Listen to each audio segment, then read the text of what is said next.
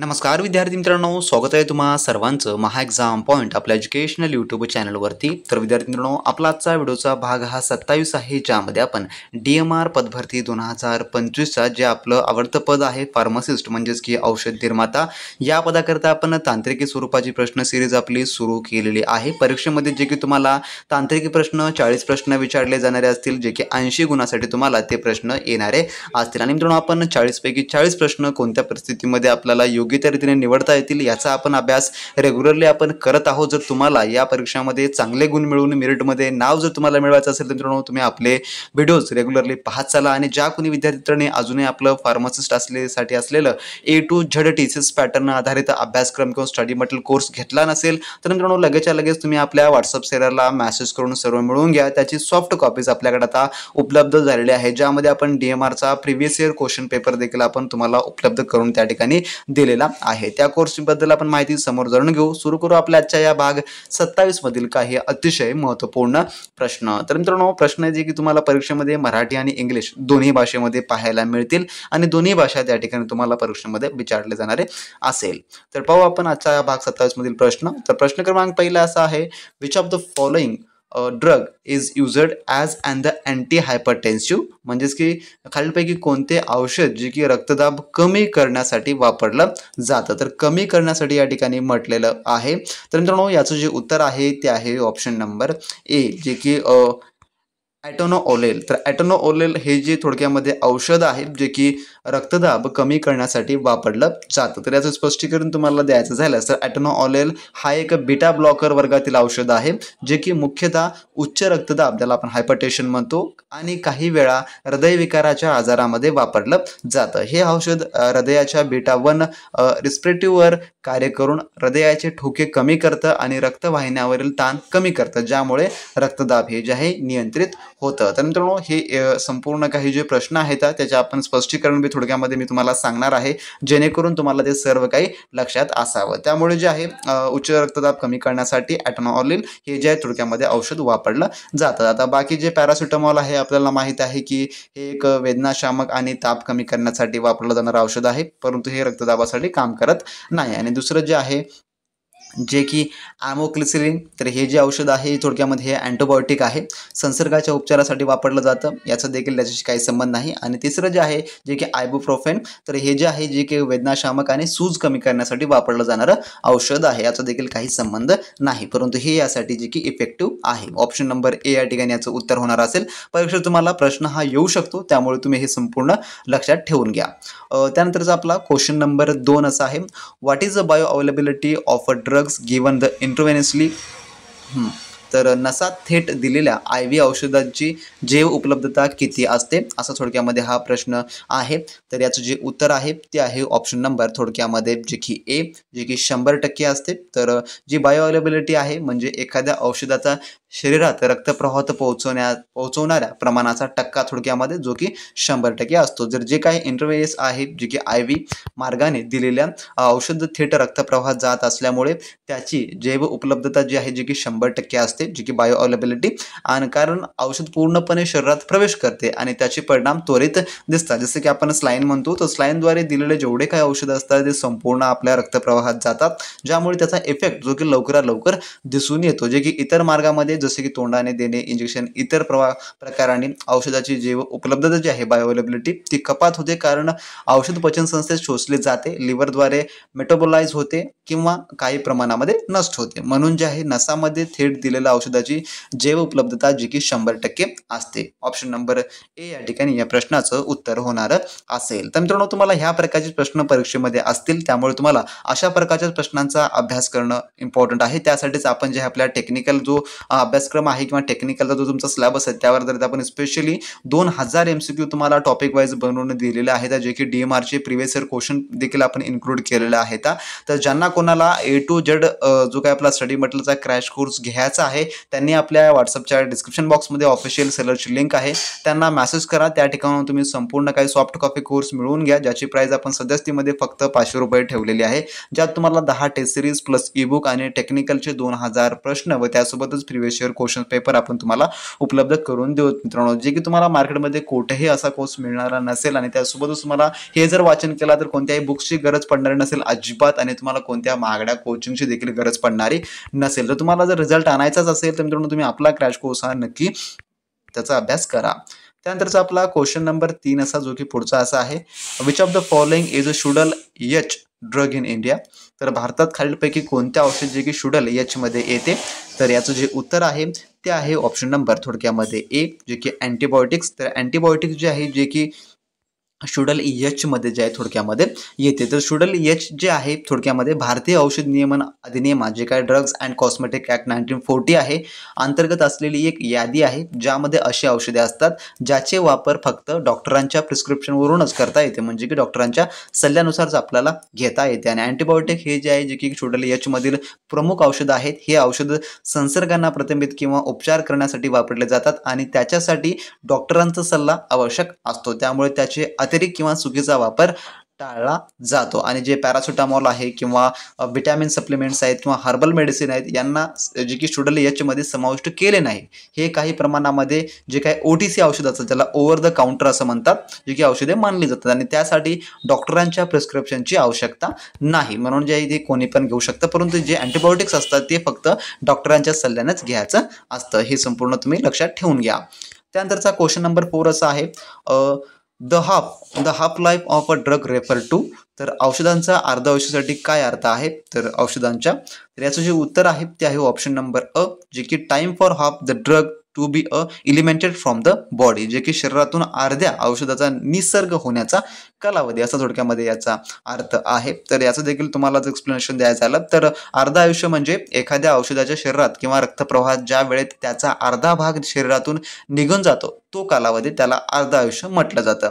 याचा अर्थ असा की जर एखाद्या औषधाचं हाफ टाइम 4 तास असेल तर 4 तासाने शरीरात त्या औषधाचा अर्धा भाग उरलेला राहील असा असतो. हाफ टाइमचा अभ्यास औषधांच्या डोसिंग अंतर, प्रभावी वेळ आणि औषधाच्या शरीरातून उत्सर्जन समजण्यासाठी फार महत्त्वाचा असतो. म्हणून जे आहे ऑप्शन नंबर 1 हे याचं उत्तर होणार असेल, म्हणजे की ए. त्यानंतरचा आपला क्वेश्चन नंबर 5 असा आहे, which of the following drug is used in the treatment of diabetes मेलिटियस.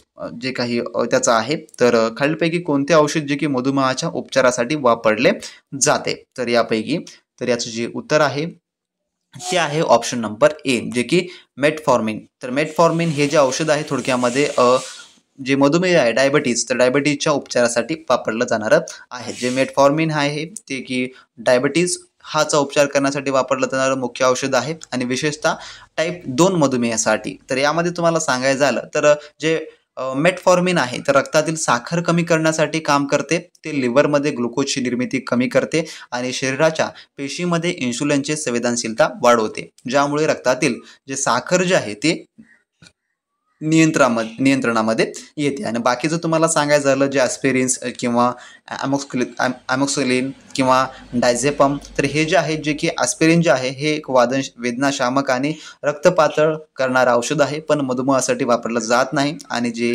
ॲमोक्सिलिन आहे हे अँटीबायोटिक आहे, ज्याचा वापर संसर्गामध्ये होतो आणि मधुमेह उपचारासाठी नाही. किंवा जे डायझेपम आहे हे मानसिक आणि स्नायू रिलॅक्संट करण्यासाठी वापरलं जाणारं औषध आहे, जे की मधुमेहासाठी नाही. म्हणून ऑप्शन नंबर 1 किंवा ए हे जे आहे याचं उत्तर होणार असेल. तर मित्रांनो आपण संपूर्ण प्रश्नाचं तुम्हाला सहज स्पष्टीकरणासोबत माहिती देत आहोत, त्यामुळे प्रत्येक पॉईंट तुम्ही नोट करत चला. आणि जर तुम्हाला हा व्हिडिओ थोडा फास्ट वाटू लागत असेल तर मित्रांनो तुम्ही व्हिडिओची स्पीड देखील कमी करू शकता. यूट्यूबच्या प्ले स्टोअरमध्ये जाऊन त्याची स्पीड तुम्ही कमी करून घ्या तुमच्या सुटेबलनुसार, जेणेकरून तुम्हाला हे सविस्तर पाहण्यामध्ये येईल आणि तुम्ही ते विसरू नाही शकणार. कारण का हे सर्व प्रश्न तुमच्या DMRच्या फार्मासिस्ट या पदाकरता खूप आणि खूप इम्पॉर्टंट आहेत.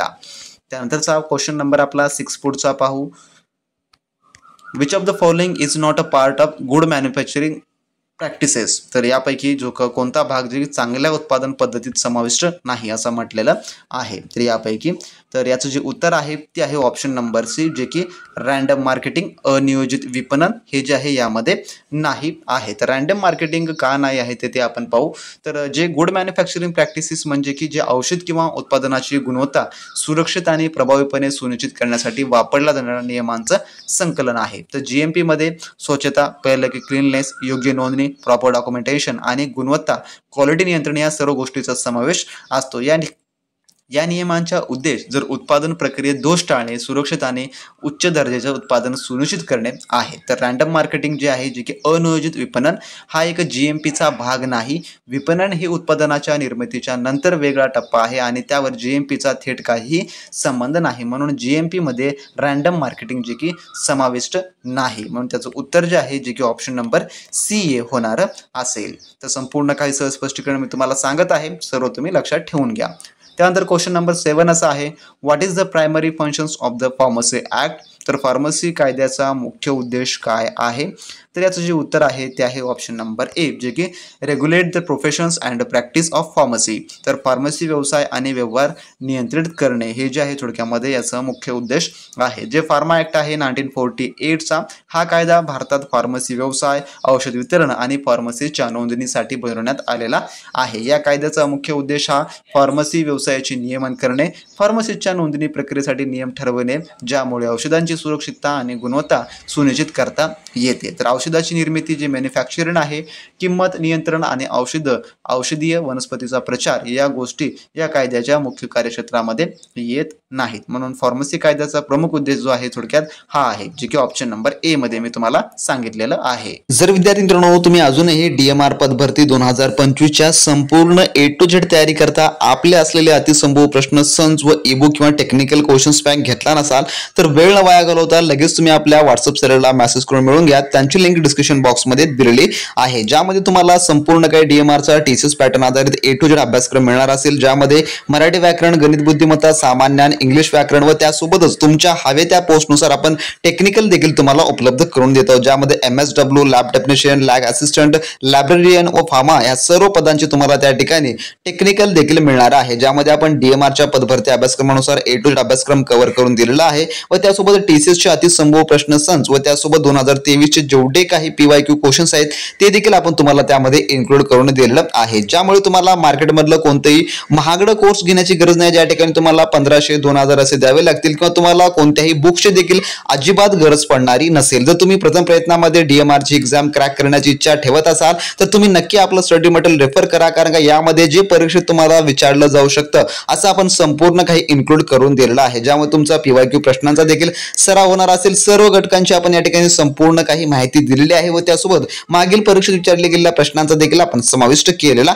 आहे. तर ज्यांना कोणाला ही एक्झाम क्रॅक करायचे प्रथम प्रयत्नामध्ये त्यांनी तर आपलं स्टडी मटेरियल नक्की रेफर करा, ज्याची आपण सध्याची ऑफर प्राइस फक्त आपण 500 रुपये ठेवलेले आहे, जे की टेक्निकल सोबत तुम्हाला मिळणार असेल. जर तुम्हाला टेक्निकल अधिक हवा असेल, ज्यामध्ये लॅब असिस्टंट, लॅब टेक्निकल किंवा फार्माचे, त्यानुसार त्याची प्राइस तुम्हाला त्या ठिकाणी सांगितली जाणारी असेल. तर ज्यांना कोणालाही मिळवायचं आहे लगेच मिळवून घ्या. डिस्क्रिप्शन बॉक्समध्ये आपल्या ऑफिशियली व्हॉट्सअप सर्व्हरची लिंक दिली आहे. सर्व काही तुम्हाला ते सॉफ्ट कॉपीच्या माध्यमातून लगेचच्या लगेच व्हॉट्सअपवर अवेलेबल करून दिलं जाणार असेल, ज्यामुळे तुमचा वेळ देखील वाचणार असेल आणि तुमची तयारी देखील जोराने सुरू होणारी असेल. तर नक्की एक्झाम क्रॅक करण्याकरता आपलं स्टडी मटेरियल नक्की रेफर करा. कोणी विद्यार्थी मित्रांनी फार्मसीसाठी आपला A to Z non technical व टेक्निकलचा स्टडी मटेरियल कोर्स घेतला नसेल तर वेळ न वाया घालवता तुम्ही लगेच आपल्या व्हॉट्सअप सर्व्हरला मेसेज करा आणि त्या ठिकाणी संपूर्ण काय स्टडी मटेरियल जे की सॉफ्ट कॉपीमध्ये तुम्हाला सर्व PDF फॉर्मॅटमध्ये व्हॉट्सअपवर तुम्हाला अवेलेबल करून दिलं जाणार असेल आणि सर्वच्या सर्व जे काही एक्झाम प्रोस्पेक्टिव्ह इम्पॉर्टंट आहे आणि तुम्ही फक्त त्याचाच अभ्यास जरी केला तर मित्रांनो 100% गुरवांटेड की तुम्ही या मेरिट लिस्टमध्ये तुमचं नाव जे की सिक्युअर करू शकता, कारण का आपण संपूर्ण पद्धतीचे यामध्ये प्रश्न इन्क्लूड केलेले आहेत जे की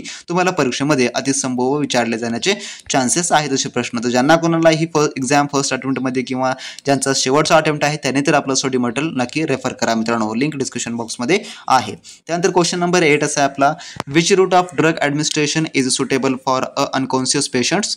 तर बेहोश रुग्णांसाठी कोणतं औषध देण्याचा मार्ग योग्य आहे. तर याचं उत्तर आहे ऑप्शन नंबर डी, जे की रेक्टल म्हणजे की मलद्वारद्वारे देणं जे की योग्य आहे. तर बेहोश किंवा जे अस्वस्थ रुग्णांसाठी औषध देताना जे काही ओठाने किंवा जिभेखाली जे की देणे शक्य नसते, कारण अशा रुग्णाची जागरूकता कमी असल्यामुळे औषध श्वसन मार्ग मार्गात जाऊ शकते आणि श्वासात जे की अडथळा येऊ शकते. त्यामुळे जे आहे जे की IV मार्ग हा फार प्रभावी आहे, पण तो तंत्रज्ञानाच्या देखरेखीखालीच देणं आवश्यक आहे आणि थोडा जास्त तांत्रिक असतो. जे रिक्टॅकल आहे ज्यालाच आपण मलद्वाराद्वारे जे म्हणतो ना, तर मार्गाचा वापर बेहोश रुग्णासाठी सुरक्षित आणि प्रभावी मानला जातो, कारण या मार्गाने जे औषध सहजपणे शोषले जाऊ शकते आणि रुग्णाला तोंडाने देण्याची गरज नाही. म्हणून जे आहे यासाठी ऑप्शन नंबर डी हे याचं उत्तर होणार असेल. त्यानंतरचा क्वेश्चन नंबर 9 आपला असा आहे, what is the function of the drug and cosmetic act 1940? तर जे 1940 ऍक्ट आहे तर त्याची भूमिका काय आहे थोडक्यामध्ये, तर याचं उत्तर आहे ऑप्शन नंबर ए, जे की regulate manufacturing sale and distribution of drug and the cosmetic, जे की औषध आणि कॉस्मेटिकचे उत्पादन विक्री आणि जे काही वितरण आहे त्याला नियंत्रित करणे हे आहे. तर अगदी हा सोपा प्रश्न आहे, आपण त्याला एक्सप्लेनेशनची तेवढी आवश्यकता भासणारी नसेल. त्यानंतर क्वेश्चनकडे वळू आपला पुढचा 10वा क्वेश्चन, तर which vitamin deficiency causes a scurvy? तर कोणत्या विटॅमिनच्या कमतरतेमुळे स्कॅर्वी हा जो आहे थोडक्यात आजार होतो, तर स्कॅर्वीचा, तर यात जे उत्तर आहे ते आहे ऑप्शन नंबर जे की ए, जे की विटॅमिन सी, आणि विटॅमिन सी मुळे जो आहे हा स्कॅर्वी हा जो आहे थोडक्यामध्ये आजार होतो. ऑप्शन नंबर ए या ठिकाणी याचं उत्तर होणार असेल. जो हा स्कॅर्वी हा जो आजार आहे जो की विटॅमिन सीच्या कमतरतेमुळे होतो, तर विटॅमिन सी शरीरामध्ये जे कॉलेजोन आहे या प्रथिनाच्या निर्मितीसाठी आवश्यक असते, जे त्वचा, रक्तवाहिन्या, हाडे आणि दातांच्या मजबूतीसाठी आवश्यक आहे. जर शरीराला पुरेसे विटॅमिन सी न मिळाली तर रक्तवाहिन्यांची भिंत कमजोर होते, ज्यामुळे त्वचेवर रक्तस्राव, जखमा, बरवस विलंब आणि दात गळण्याचे लक्षण दिसू लागतात, ज्याला स्कॅर्वी म्हटलं जातं. तर विटॅमिन डी, ए, B12 या विटॅमिनच्या कमतरतेमुळे वेगळे आजार होतात, पण स्कॅर्वीसाठी कारणीभूत नाहीत. म्हणून ऑप्शन नंबर सी या ठिकाणी याचं उत्तर होणार असेल. थोडक्यामध्ये विटॅमिन सी म्हणजे ऑप्शन ए हे याचं उत्तर होईल. त्यानंतरचा आपला क्वेश्चन नंबर 11 असा आहे, जो की पुढचा question number 11, which of the following drugs the requires cold storage? तर जे काही थंड आहे, औषध थंड ठेवण्याची गरज का आहे असा प्रश्न आहे आपला थोडक्यामध्ये. तर याचं उत्तर जे आहे ते आहे ऑप्शन नंबर ए, जे की इन्सुलिन. तर इन्सुलिन हे एक प्रथिने आधारित हार्मोन आहे जे मधुमेहाच्या उपचारासाठी वापरलं जातं. तर इन्सुलिनची रचना अतिशय नाजूक असते आणि ते उच्च तापमानात किंवा उष्णतेखाली खराब होऊ शकते. म्हणून इन्सुलिन नेहमी जे की 2 अंश सेल्सिअस ते 8 अंश सेल्सिअस या थंड जागी साठवले जाते, म्हणून त्याचा प्रभाव टेकून राहतो. म्हणून ऑप्शन नंबर ए हे याचं जे की उत्तर होणार असेल. तर खालीलपैकी कोणतं औषध थंड ठेवण्याची गरज आहे, तर ते आहे इन्सुलिन, ऑप्शन नंबर ए. त्यानंतरचा आपला question number 12, what does the term the pharmacodynamics refer to? तर याचं जे उत्तर आहे ते आहे ऑप्शन नंबर थोडक्यामध्ये जे की ए, जे की effect of a drug on the body, शरीरावर औषधाचा परिणाम, हे जे आहे थोडक्यामध्ये फार्माकोडेमिक्सचा जो आहे तो अर्थ आहे. तर जे काही फार्माकोडेमिक्स म्हणजे औषधाने शरीरावर कसा परिणाम होतो याचा अभ्यास यामध्ये होतो. तर यात औषध कसे कार्य करते, कोणत्या रिप्रेटिव्ह ते संलग्न होतात आणि त्याचा परिणाम काय होतो हे समजून घेतले जाते. तर उदाहरणार्थ सांगायचं झालं तर उच्च रक्तदाब, जे काही औषधाने रक्तदाब कमी करणे, वेदना कमी करणे किंवा एखाद्या पेशीवर परिणाम करणे, हे संपूर्ण जे आहे जे यामध्ये होत. म्हणून ऑप्शन नंबर ए या ठिकाणी याचं उत्तर होणार असेल. त्यानंतरचा आपला क्वेश्चन नंबर 13 असा आहे, which drug is an example of a beta blocker? खालीलपैकी कोणते जे की औषध जे की बीटा ब्लॉकरचे उदाहरण आहे? तर याचं जे उत्तर आहे ते आहे ऑप्शन नंबर ए, जे की प्रोप्रोनॉल. तर प्रोप्रोनॉल हे जे आहे थोडक्यामध्ये जे की बीटा ब्लॉकरचे उदाहरण आहे. जसं की मी तुम्हाला प्रश्न आपल्या पहिल्यामध्ये सांगितलेलं होतं की बीटा ब्लॉकर हे औषध जे की हृदयाचे बीटा एड्रेनर्जिक किंवा रिस्पेटरवर कार्य करते आणि हृदयाचे ठोके कमी करून रक्तदाब नियंत्रित करते. जे काही जे प्रोप्रोनॉल हे जे आहे ते हे एक प्रमुख आणि सर्वसामान्य बीटा ब्लॉकर आहे, जे हृदयाच्या विविध स्थितीमध्ये वापरले जाते, जसे की उच्च रक्तदाब आणि हृदयाचा वेग कमी करणे, जे काही अतालत आहे आणि हृदय विकास प्रतिबंधित करण्यासाठी होते. तर म्हणून ऑप्शन नंबर ए या ठिकाणी याचं उत्तर होणार असेल. त्यानंतरचा आपला पुढील प्रश्न जो की 14वा प्रश्न असा आहे, which of the following drug is commonly used as an analgesic म्हणजे की जी काही औषध वेदना आहेत निवारण्यासाठी सामान्यपणे वापरलं जातं. तर याचं जे उत्तर आहे ते आहे ऑप्शन नंबर ए, जे की पॅरासिटामॉल हे जे आहे औषध वेदना निवारण्यासाठी होतं. ऑप्शन नंबर ए या ठिकाणी याचं उत्तर होणार असेल. तर पॅरासिटामॉल हे जे आहे थोडक्यात एक सामान्य आणि सुरक्षित वेदनाशामक आहे आणि ताप कमी करणारं औषध आहे. ते सामान्य वेदना, ताप आणि मांसपेशी दुखावर प्रभाव आहे. जे अमॉक्सिसिलिन आहे हे जे की अँटीबायोटिक आहे आणि वेदना कमी करण्याचा याचा काही हेतू नाही. म्हणून ऑप्शन नंबर ए या ठिकाणी याचं उत्तर होणार असेल. त्यानंतरचा क्वेश्चन नंबर 15 आपला, what is the storage condition for the most antibiotics. तर याचं जे उत्तर आहे ते आहे ऑप्शन नंबर ए, जे की कूल अँड ड्राय प्लेस, जे की थंड आणि कोरडे ठिकाण याचं उत्तर होणार असेल. तर बहुतेक अँटीबायोटिक्सची रचना जी की संवेदनशील असते आणि त्याचा प्रभाव टिकवण्यासाठी त्यांना योग्य साठवणं आवश्यक असते. थंड आणि कोरडे ठिकाण ही बहुतेक अँटीबायोटिकसाठी योग्य साठवण परिस्थिती आहे, कारण ओलावा आणि उष्णता या दोघांमुळे औषधांची गुणवत्ता कमी होऊ शकते. थेट सूर्यप्रकाश आणि आर्द्र वातावरणामुळे अँटीबायोटिक्स जे की खराब होण्याची शक्यता वाढते. काही विशिष्ट औषधांसाठी गाठवलेली साठवण आवश्यक असू शकते, पण ते बहुतेक अँटीबायोटिकसाठी थंड आणि कोरडे ठिकाण पुरेसे असते. म्हणून याचं उत्तर जे आहे जे की ऑप्शन नंबर ए हे होणार असेल. त्यानंतरचा आपला क्वेश्चन नंबर 16 असा आहे, विच टाईप ऑफ ड्रग जे interactions leads to the increase effect of both drugs, जे की कोणत्या प्रकारच्या औषधाच्या परस्पर संवादामुळे दोन्ही औषधांचा प्रभाव वाढतो.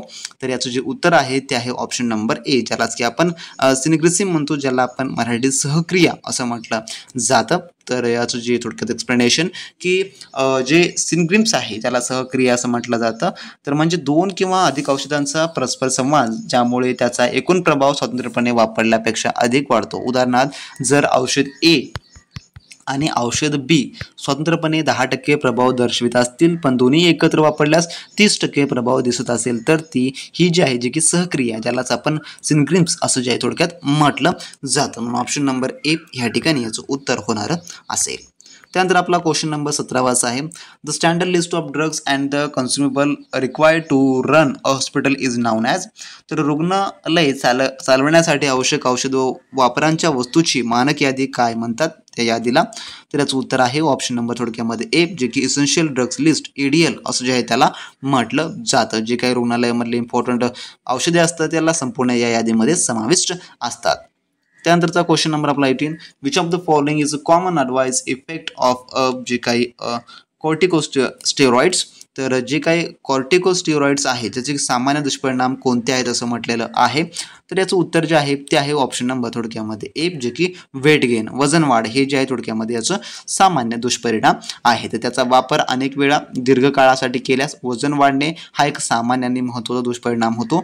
याचं कारण म्हणजे ते शरीरात साठवलेली चरबी वाढवते आणि जी काही जलधारणा आहे ती वाढवते. म्हणून ऑप्शन नंबर ए हे या ठिकाणी याचं उत्तर होणार असेल. त्यानंतर आपला नेक्स्ट क्वेश्चन जे की 19 आहे, which department is responsible for drug logistics in a hospital. तर रुग्णालयाच्या औषधाच्या लॉजिस्टिक्ससाठी कोणता विभाग जबाबदार आहे. तर याचं उत्तर आहे ऑप्शन नंबर ए, जे की फार्मसी डिपार्टमेंट. तर फार्मसी डिपार्टमेंट हे जे आहे त्याला जबाबदार असतं. त्यानंतरचा आपला 20वा question, which drug is commonly used as a dental local anaesthetics. तर दंतकलेनातील स्थानिक वेदनाशामक म्हणून कोणते औषध सामान्यतः वापरलं जातं. तर याचं उत्तर आहे ऑप्शन नंबर ए, जे की लिडोकेन. तर लिडोकेन हे जे आहे ते वापरलं जातं. तर लिडोकेन एक स्थानिक वेदनाशामक आहे जे की दंतकलेमध्ये वेदना कमी करण्यासाठी सर्वसामान्य वापरलं जातं. तर लिडोकेन नसात दिल्यास किंवा त्वचेखाली दिल्यास ते त्या भागातील स्नायूंना तात्पुरतं शिथिल करून वेदना कमी करतं. म्हणून ऑप्शन नंबर ए हे याचं उत्तर होणार असेल, जे की लिडोकेन हे यासाठी योग्य उत्तर आहे. तर मित्रांनो, असे हे आपल्या आजच्या व्हिडिओमधले टॉप 20 क्वेश्चन होते जे की आपण सहज स्पष्टीकरणासोबत आपण सोडवलेले आहेत. जर तुम्हाला ह्या प्रकारचे प्रश्न अजूनही रेग्युलरली पाहायचे असतील तर खाली कमेंट बॉक्समध्ये कमेंट करून सांगा. आणि ज्या कोणी विद्यार्थ्यांना संपूर्ण काही TCS पॅटर्ननुसारचा फार्मासाठी असलेला A to Z अभ्यासक्रम हवा असेल तर लगेच तुम्ही आपल्या व्हॉट्सअप सेलरला मेसेज करून संपूर्ण काही मिळवून घ्या. भेटू नेक्स्ट व्हिडिओमध्ये नवीन प्रश्नांसोबत, नवीन अपडेटसोबत, नवीन माहितीसोबत. तोपर्यंत मित्रांनो, बी प्रॅक्टिस क्रॅक एक्झाम.